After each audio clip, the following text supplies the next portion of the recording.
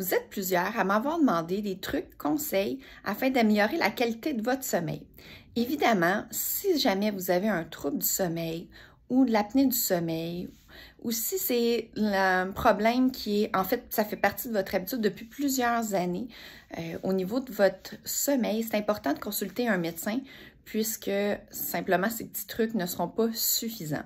Un autre élément, c'est sûr qu'on est tous différents. Donc, parmi les trucs et les conseils que je vais vous donner, ils fonctionnent tous, sauf étant différents, ils ne fonctionnent pas avec tout le monde. Donc, c'est à vous d'essayer d'explorer, voir qu'est-ce qui fonctionne et peut-être même que ce que je vais vous suggérer va vous donner des idées pour autre chose. Un élément qui peut être aidant à la base, c'est de se faire une routine. Donc, de décider à tous les jours, je me couche à telle heure, puis je me prépare pour aller me coucher. Donc, je vais faire quelques stratégies que je vais vous nommer. Ce n'est pas obligé que ce soit pour toute la vie, puisque là, présentement, vous me dites que c'est un changement de comportement, c'est pas habituel. Donc, c'est juste pour la petite période pour pouvoir vous aider à faciliter votre sommeil, à améliorer la qualité de votre sommeil. Si jamais ça perdure, c'est important de consulter. Et aussi, à se questionner premièrement au niveau de vos saines habitudes de vie. Est-ce que le jour vous bougez? Est-ce que vous faites de l'activité physique? Évidemment, l'activité physique, pas juste avant d'aller se coucher, puisqu'on va avoir une dose d'adrénaline qui va vous donner beaucoup d'énergie, qui va empêcher de dormir. Au niveau de votre alimentation, pas trop de sucre, pas trop de gras, du moins pas avant d'aller se coucher. Au niveau de la consommation aussi, ça peut nuire avant d'aller se coucher. Ça dépend quelle substance.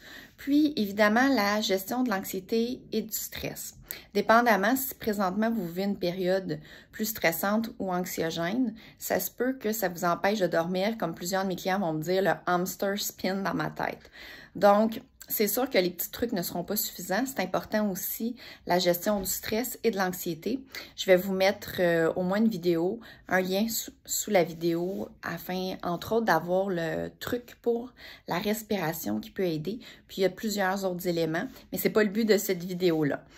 Donc, si on revient à la gestion pour améliorer notre sommeil, dans la routine, on peut avoir juste 2-3 éléments, mais ça devient routinier pour notre cerveau qui s'habitue comme « OK, je m'en vais me coucher ».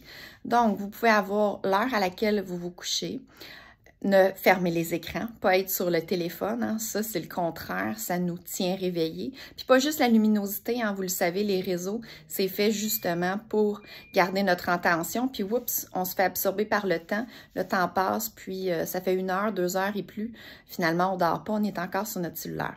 Donc décidez à l'heure à laquelle vous fermez les écrans. Ça peut être aussi de prendre une douche ou un bain chaud pour vous détendre. Vous pouvez mettre des petites chandelles aussi, lumière tamisée, ça détend l'atmosphère quand vous allez prendre votre douche ou votre bain. Dans votre chambre, c'est important la température, que ça soit quand même frais, que ça soit pas trop chaud. Ce qui est suggéré, c'est pas en haut de 21 degrés, ça peut être en bas. L'idéal, ce qui suggère, c'est entre 18 et 21 degrés pour que ça soit quand même frais dans la chambre. Puis ça, c'est personnel à chacun. Il y en a qui vont préférer même d'avoir la fenêtre un peu ouverte, que ce soit vraiment l'air frais de l'extérieur. Modulez-le à votre façon.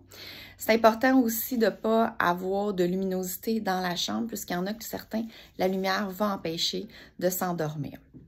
Autre élément, utilisez vos sens. Donc, premièrement, pour l'odorat, ça peut être de mettre la lavande. La lavande, en fait, va aider à s'endormir, à des propriétés. Sinon, tout autre, vous pouvez utiliser un diffuseur, toute autre odeur que vous trouvez qui est calmante, relaxante pour vous. Au niveau de l'ouïe, utilisez une musique relaxante. Ça dépend de chaque personne. Il y en a qui vont vouloir de la musique d'animaux, nature, spa. D'autres, ça va être de la musique classique. Vous pouvez aussi écouter une méditation, faire une méditation guidée. Ça peut être avec une méditation que vous avez déjà présélectionnée parce que si vous retournez sur votre selle à fouiller, vous allez vous réveiller.